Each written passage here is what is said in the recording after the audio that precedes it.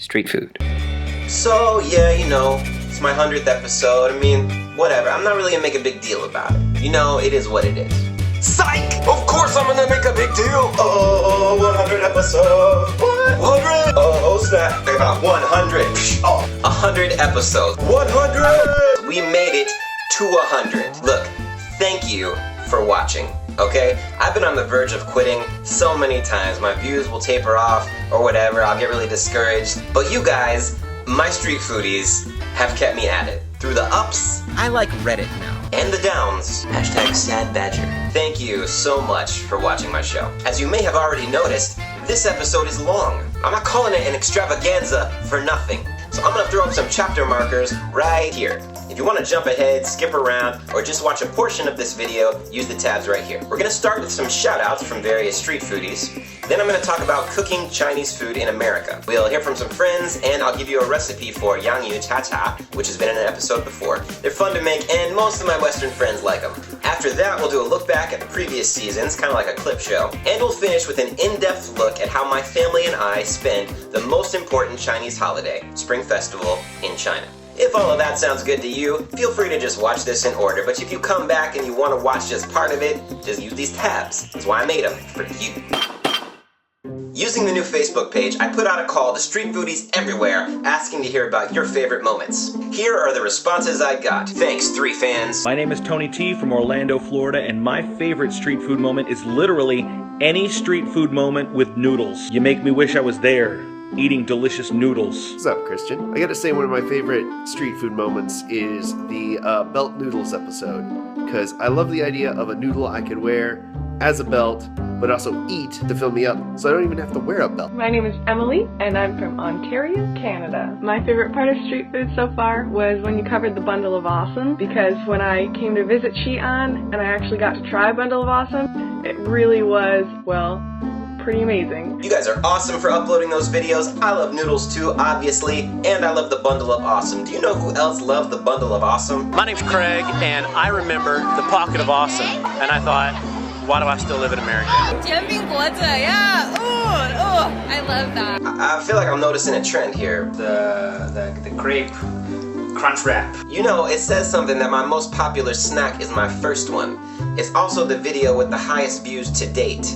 Maybe I should have stopped at episode 1.1. Nah. And I really miss Rojamo. My favorite moment, you gotta help me remember, was with River. She said something really funny in the background. There was that one time when you were going to your friend's wedding. Is it conceited if I think of the one that I was in? I also really like learning the Chinese words. I like when it goes whack, whack, like bing, and it has a little sound. I hate the chicken feet stuff, so when I saw that part of it, Alright, high five. Me too. I really like the Thailand episode. Right. Thailand, baby.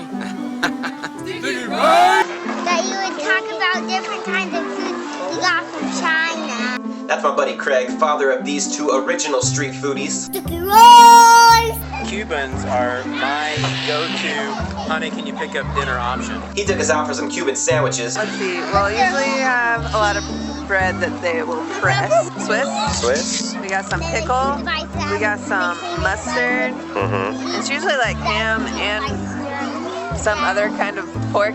It's like a South Florida thing. Street foodie Stephen Randolph Demler says his favorite moment was when you went to the taco truck. Killer food, even more murderous guest. I mean, not murderous enough to say that into your cell phone and then upload it on the website, Steve. I got nothing but love for you, chocolate. I ran into a street foodie in St. Louis, Dave, and he took me out to a local place called The Rooster, and we're friends now. One that I saw you had that I never tried was the noodles that are made with spinach. Oh, yeah. The green ones. Yeah, what time, yeah. Yeah, what time, yeah. Look, feel free to post questions or favorite moments on the Facebook page at any time. I'll collect them and then I'll use them in the next episode of Your Mail, which will be whenever. So one thing that we love to do when we're back in the States is to make Chinese food for our friends. Most of them have never been to Shanxi and they've never tasted authentic local cuisine. Now, we make it the best we can. It's not as good as the real deal, but our friends don't know that. We've made hot pot for our friends. And I like the spice too. What do you think? My mouth is currently numb. Yeah. So, before that, the flavors were great. The textures are great. And we've we've made a lot of dishes featured on this show before. Back in season 3, Ashley talked about Yang Cha Cha. It's a potato dish, a lot like hash browns that we love to eat in Shan. It wouldn't be an extravaganza without a recipe, so here, check this out. The main ingredient is potato. Any potato will work, but a waxy yellow or white potato is going to be nearest to the real deal. Wash, peel, and grate. Now, you actually need a special Chinese grater to get them just right. I used the widest grate on this American grater, and it was fine, but just a little too thin. It's not exactly authentic. You want to soak your potatoes for about 10 minutes. While they soak, chop up some garlic and a bunch of green onions. You could also use leek if you prefer. Now you want to get all the water out of the potatoes. It's best to use a cheesecloth, but you can use a regular kitchen towel too. You squeeze it as best you can, just to get the potatoes good and dry. Make sure you wash the towel afterwards, because that potato starch will mess your junk up. Then you want to toss the drained potatoes with a bit of all-purpose flour. This is going to thicken them up a bit so they take on a slightly nochi-like quality. Then you're going to steam the potatoes in batches. I use these little steamer baskets. You line them with a thin little disposable cloth. You can also use cabbage leaves for liners, but line them with something or else you'll end up with a mess. Put the baskets over boiling water and let them steam for about 10 minutes. They come out kind of like a loaf. You want to get rid of the cloth and just fluff them a bit. They're fully cooked through now and they're ready for the next step. Heat some oil in a wok till it's almost smoking. Chinese like to cook things hot and fast. You're going to scramble an egg and cook it in the oil. It'll bubble up really fast. It takes about a minute, minute and a half. Now you put the spices directly on the egg.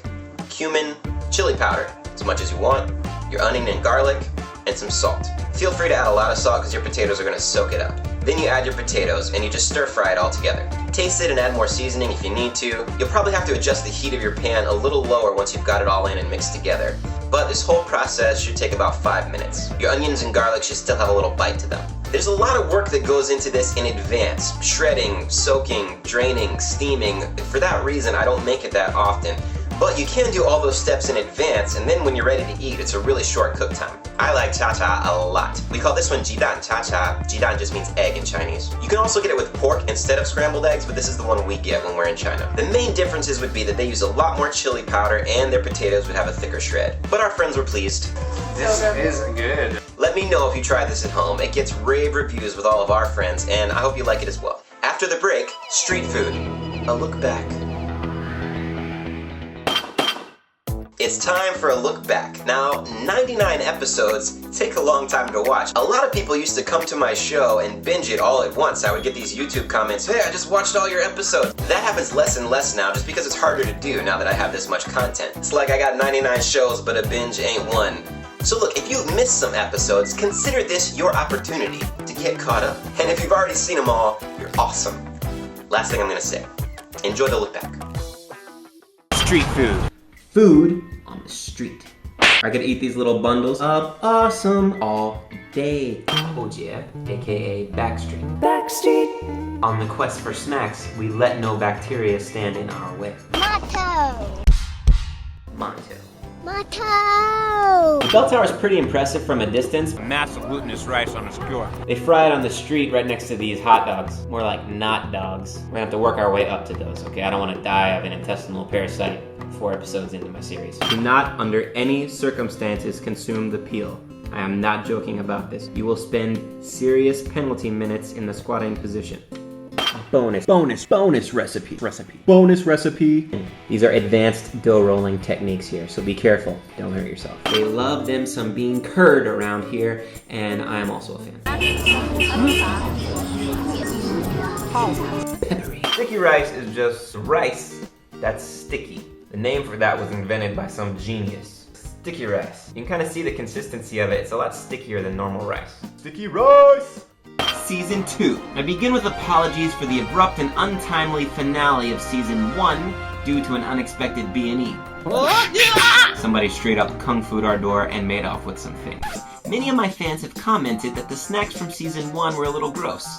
I haven't shown you the disgusting ones yet. Chinese rice porridge. It's first tone, so it's easy to say, you just sustain it. Such a musical language. Piran is a Chinese preserved egg. Let's take a look inside. The preserving mixture is made up of clay, rice husks, and horse urine. Horse urine? Actually, the horse urine thing is a myth. They don't really use horse urine or any kind of urine. I'm 98% sure. Maybe like 97% sure. Jianzi, which is like a Chinese hacky sack with a feather on it. 玫瑰金刚. This giant rhinoceros weighs 10 tons. If I saw this thing coming at me in the wild, I just lights out. These little nests or towers are actually steamed noodles. We nickname them mouth numbers because they numb your tongue. I know they look small, but just one of these can zap your whole mouth. It's the galactic cousin, if you will, of the American moon pie. Okay, that does not count. You said I could do this. Orion pie. Often students will date for over a year in secret. Secret lovers. We were featured in a nationally run Chinese magazine called Modern Lady. The article claims to have interviewed us, which never happened. This is just a picture that somebody took on the subway with their cell phone. So we get ours with cumin, chili pepper, and sesame seeds. Of course, we like to make home fries ourselves too. You just dice a potato. Today I'm going to introduce you to a noodle dish that's hip with all the young people. Kudaimen. Belt noodles. Why do Chinese people love pandas? Because it's cute. Black and white. I don't know that. Enjoy this fabulous indoor garden. That cultural paradox has piqued my appetite. Time for some Nangpyear cold noodles. That's right, I said cold noodles. Actually, my dumplings were pretty ugly because I used so much shrimp. I remember my 8th grade art teacher using my project as an example of an overuse of adhesive. But when Sunshine's dumplings ruptured, mine stayed cinched. So in your face, Mrs. Coleman. If you're still alive. There comes a point in every voyage when the crew begins to consider a mutiny. Mosquito, look, I can see his eyes. Oh my gosh, this is what they're gonna look like when they take over.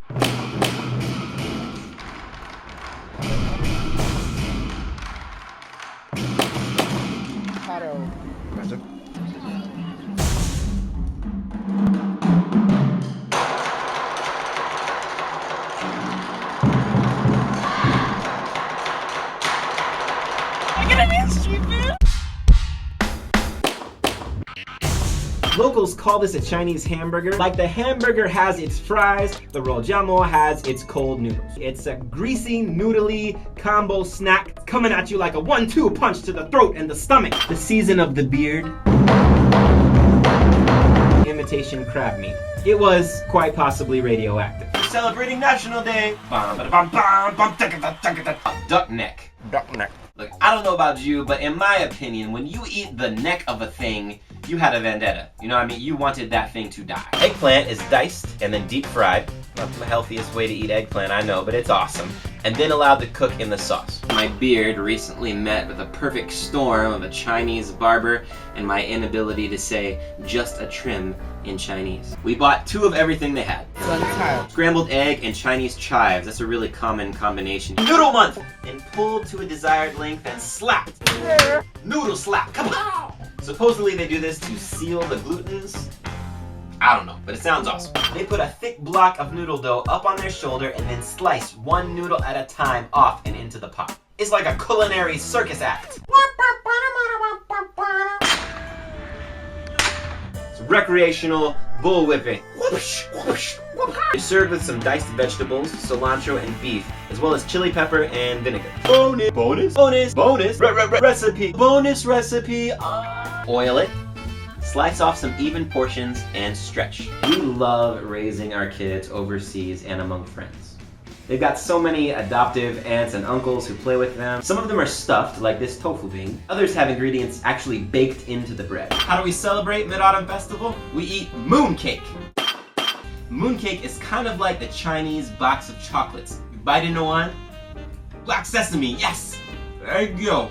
Ugh. This little wrap is pretty tame. It's like a tortilla, made by hand but not fresh, and it's filled with potatoes, cabbage, chili pepper, tofu, and some hot sauce. Then she put some crackers on it. I'm not talking about the dance. I'm talking about Chinese gnocchi. Gnocchi? Does anyone know how to say this? Dumplings! If you asked any Chinese student to list their top 5 favorite family traditions, almost all of them will include making jiaozi with my family on the list.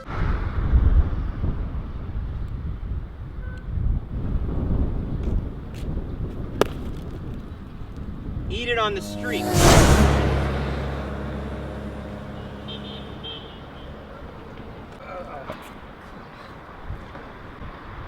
It's like you want to chomp down on the sunflower seeds, but then you about crack your tooth on the hawthorn pit. It's not cool, Hawthorne. I was just trying to enjoy you. Get ready to take your noggin out for a jog. Guo kue lat, which just means guo kue with chili pepper. This is a deep fried length of dough that they twist in the oil as they fry it. If you want to clog your arteries before the sun has fully risen, this is a snack for you. Breakfast vegetable soup. There are carrots, cabbage, and tomato, zucchini. They add some chili oil to give it that early morning kick in the pants. This guy also had something that looked like a chimichanga out for breakfast. This one has a coffeeness of 1. I need my coffeeness at least at a level 3 in the morning. Coffeeness in your cup. Oh snap. A decaffeinated and I'm waking up? I'm a friend of my building and he sells donuts. But it's rolled into a circle instead. They pop a hole in it and drop it into some oil. Yo Bing is super healthy. Street corn comes with any number of spice condiment combinations. I, of course, go all the way. Butter, salt, lemon pepper, lemon juice, mayonnaise, Mexican cheese, and cayenne pepper. If you hate your arteries, then you'll love this street snack. Connote, or is it connote, or is it connotate? Connotate. If it was Latin, it would be connotatus, or connotatium. Anyhow, I'm getting off track. This is not what this show is about. It's about street food. I actually think this is a more Korean iteration of the dish. I don't get this street sushi very often because I feel like people who do are just asking for trouble. Sticky rice! They run it through this machine with some water. Step 2, you pour the juice into some steamer baskets and you steam it until it becomes a thin, circular, solidified noodle juice. It's like a noodle crepe. Chop that junk. Bao is pretty much just stir-fried baozi. So it's a steamed stuffed bun that they fry so the outside gets a little crispy. They stuff it with some vegetables and rice noodles, cilantro, a little bit of the mouth-numbing spice. This is basically some Shanxi rice wine. They cut it with some water because it's straight thick. It's like drinking pasta water even after you dilute it. It's a real starchy way to get your drink on. Longtime street foodie Nate Dunn actually visited China and he came to see me on campus. Using an oven, which is not super common in these parts, they make a bread that is stuffed with all different varieties of goodness. These guys are just milling around on the stage when all of a sudden, oh, it's the rap break. Journey and River were looking through the glass at this panda, and it started walking towards them. And me and Ashley were like, oh, they're gonna have a magical moment with the panda. And then the panda turned around and dropped a deuce right in front of them. They deep fry them in oil so they come out mostly crispy, kind of like a barbecue chip. I had a crowd of Chinese onlookers with faces like this. I offered to share and they declined. In honor of our theme today, which is pollution. So how do we fight it? I am Captain Planet! Nah, we use these 3M masks. So I skated successfully-ish. This skating rink is in downtown Toronto. Then I got some poutine. I eat poutine every day on the street. Oh, street foodies, I am excited because we're about to go to Thailand. What? I went with the big ones, you know. Go big or go home. I'm pretty sure they were pork. Fresh juice. I got a passion fruit lime and it is the jam. Recommended by Mark Ween. And he recommended this place, so it's on you, dog, if I get sick. I did get a little sick after, but you know, I ate a lot of things. It could have been anything. They brew some really strong tea. Sometimes they use instant tea. That's straight nasty. Don't drink that. I'm appreciating this Thai stein.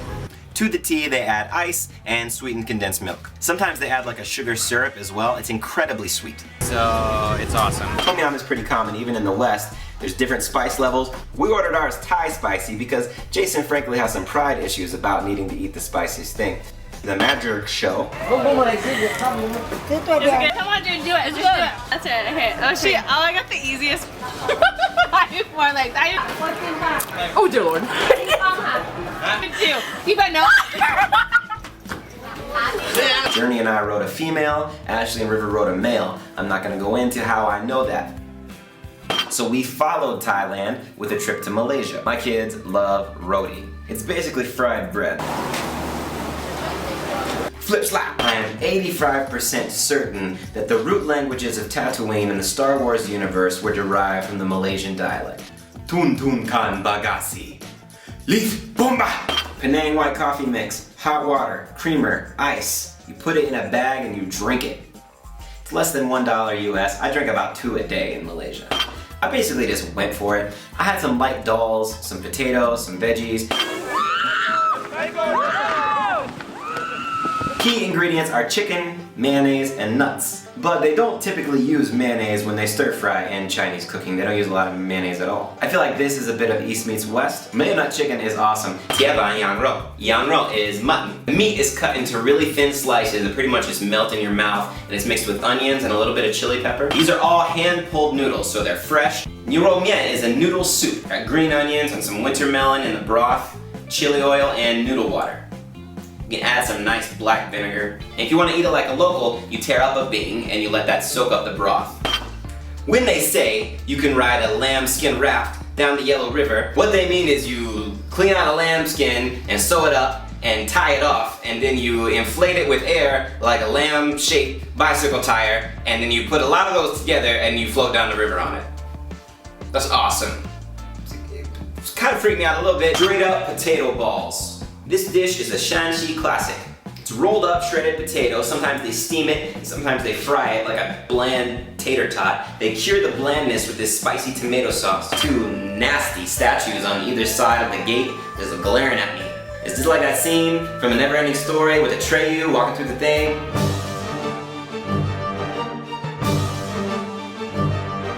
Those half-naked angel sphinxes, they try to get you with the laser eyes. This stone relief of an ideal, obedient daughter-in-law, letting her son go and play with the servants while she herself demurely offers her breast milk to her aging mother-in-law. I know we got a long way to go in terms of gender equality, but we have at least made some progress since these times.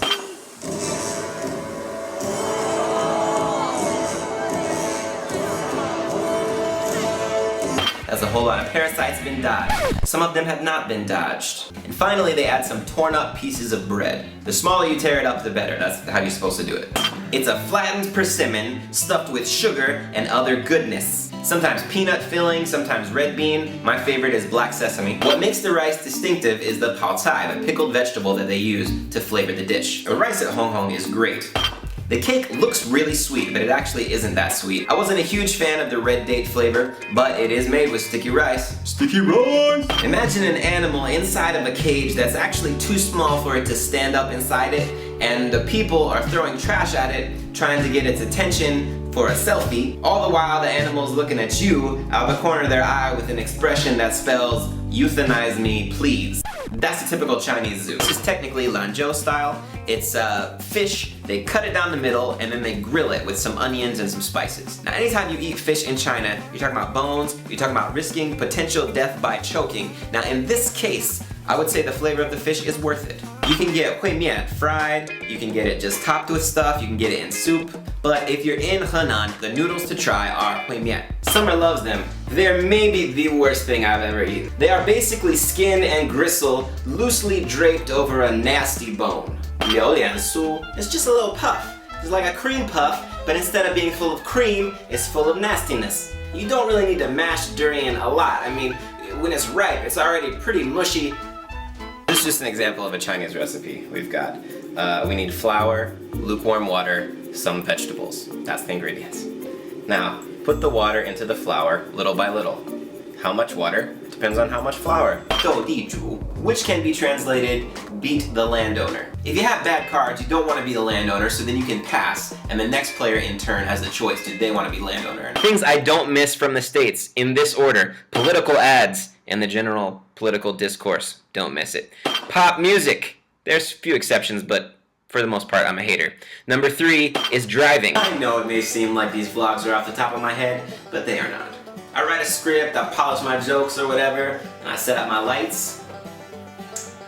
Thank you, patrons. Okay, if this doesn't get you excited, if this doesn't make you want to have a snack, then I don't even know why. I mean, I guess keep watching, maybe eventually it'll work. You just add boiling water, you mix everything together, you cover it till it's, you know, noodly. These noodles are super fresh, they pull them right in front of you, and then you choose a dish that you want. Nate got 西红柿鸡蛋, which is fried egg and tomato. You're straight up eating it on the street right now. Now, as near as I can tell, they make the tofu and then they allow it to mold, which manifests in these little white hairs, like growing off the thing. And then when they fry it up, those white hairs turn into like a crispy coating. It's like a breading, except that I think it's the hair.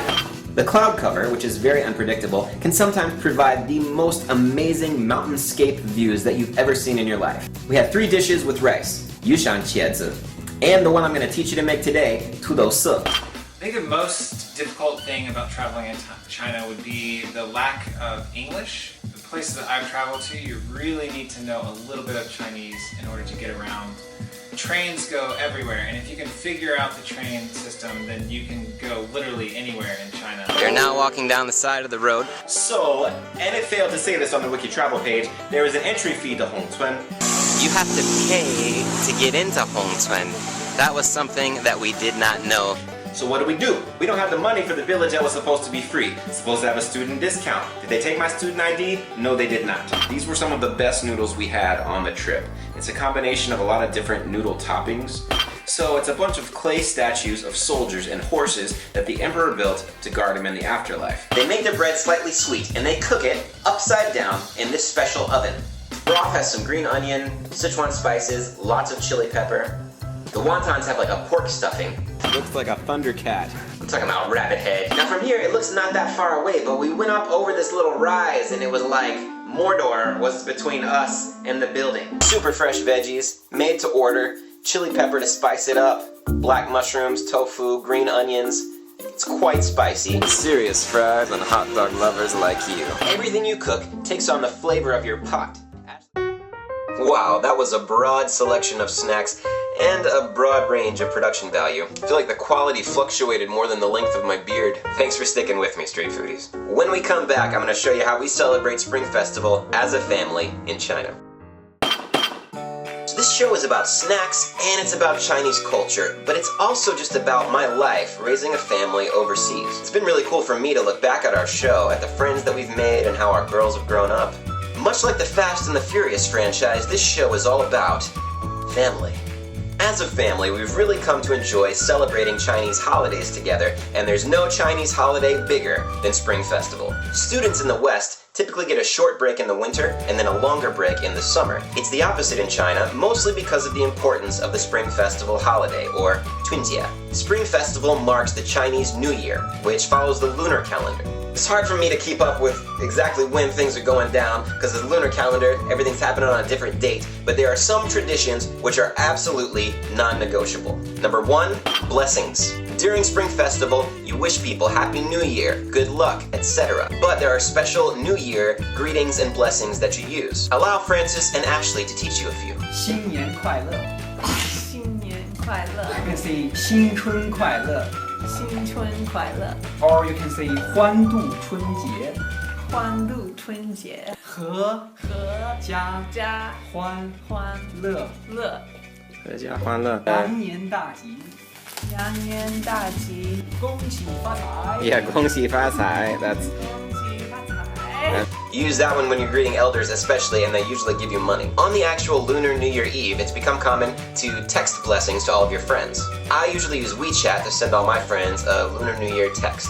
And if you don't understand what they write, you can just translate it. It's not perfect, but you get the idea. Number 2, decorations. A lot of houses you see will be decorated with a special sign over the door, and they usually do paper cuttings for the windows. Usually these decorations revolve around wishing your family health, prosperity, good luck in the new year. And they usually go along with the animal theme of the year. So like this year's the year of the monkey, you probably see a lot of monkey decorations. We made our own paper cuttings and our own signs for over the door, having good times together. Number 3, the color red. Everything is red because red is the color of good luck in China. Red lanterns everywhere, red firecrackers, red window trimmings, we had some red jello.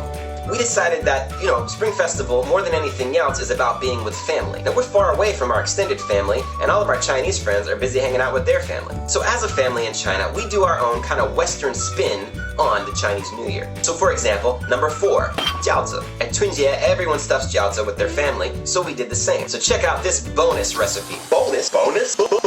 bonus recipe. Bonus recipe. Oh snap, throwback. For the filling, I did some garlic, onion, carrot, and cabbage. I sliced them really small, and then I chopped it up all together. The key is to get them as tiny as possible. A food processor would probably be better, but I don't own a food processor. I'm not made of money. Then I marinated some chicken in lemon juice and olive oil, and I chopped that up as well. Again, smallness is key here. Now, Chinese people would do a meat and veggie stuffed dumpling as well, but they would probably use a different meat and different vegetables, and they would spice it differently. This is our Western take, right?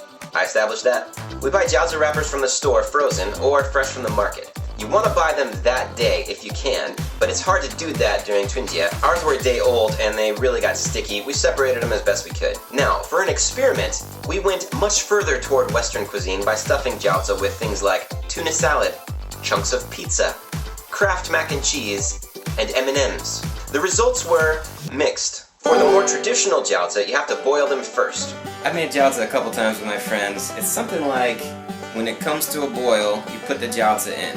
And when it comes to a boil again, you add a cup of cold water, and then you wait. When it comes to a boil again, maybe you do it 3 times, or maybe it's ready. You're working with raw meat, so definitely get them good and cooked through, but if you cook them too long, they're just gonna disintegrate in the pot. You get them out of the water, and then you can eat them right away, dip them in some soy sauce or vinegar. Or you take the boiled jiaozi, dry them off, and fry them. For the wacky Western jiaozi, we skip the boiling step. Mac and cheese bites, pizza pockets.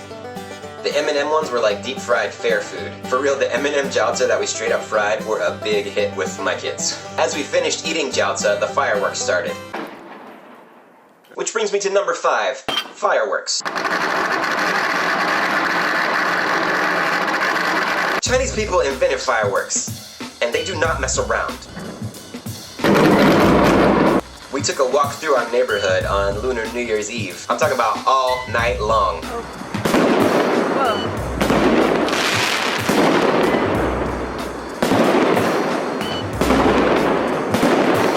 It's like that Lionel Richie song. Next morning, just keep it going.